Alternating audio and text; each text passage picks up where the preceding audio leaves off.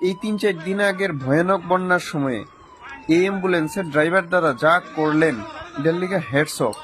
মানে চারিদিকে তখন শুধু জল আর জল।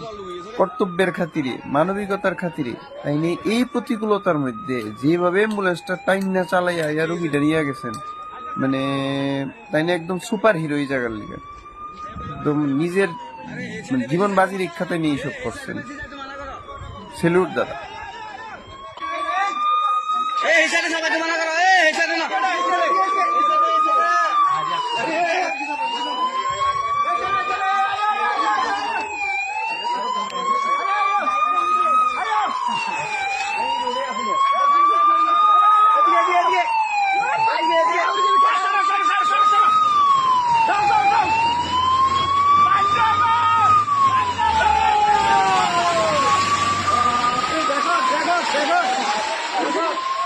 দেখো